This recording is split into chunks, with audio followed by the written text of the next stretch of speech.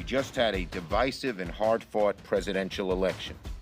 But instead of working to pull the country back together so that we can fight our common enemy, COVID-19, Republicans in Congress are spreading conspiracy theories, denying reality, and poisoning the well of our democracy.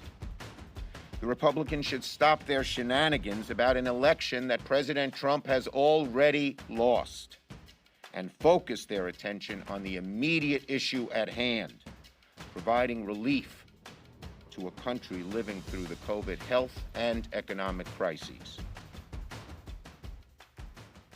Welcome back to Take a Break. I'm Tim Stenovec. That was Senate Minority Leader Chuck Schumer earlier today, adding fuel to the fire for a new stimulus package. On the phone to discuss the status of those negotiations is Bloomberg's Anna Edgerton. Anna, the presidential election and its aftermath certainly overshadowed where things stand with the pandemic, as well as the millions of Americans who need help simply making it do because of it. That's what makes what we just learned about from the White House and their role in getting Americans help, and that's what makes it so surprising. So tell us what your team has learned.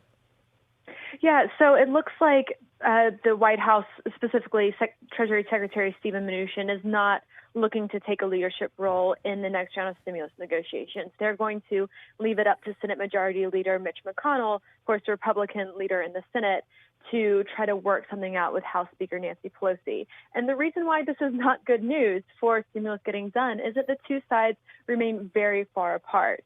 McConnell continues to say that a more targeted measure of about $500 billion is the way to go.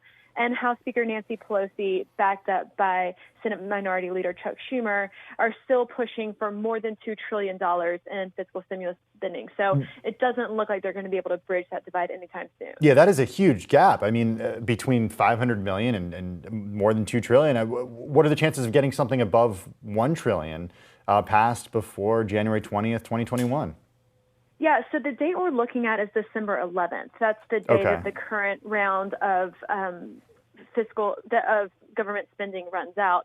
So we do have a train leaving the station, if you will, that could take with it some kind of stimulus relief. Now, we're looking at that to be probably more targeted measures like funds for testing, support for state and local government, some kind of vaccine distribution support.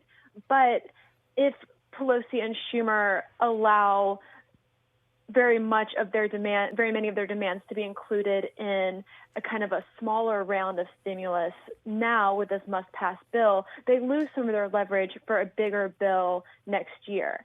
So it's kind of like the worst of, congressional game playing and trying to figure out how to get leverage and how to hold that over the other side's head, and it's a really critical time for the country. Yeah, and meanwhile, the president is running around the country trying to file lawsuits to overturn the election.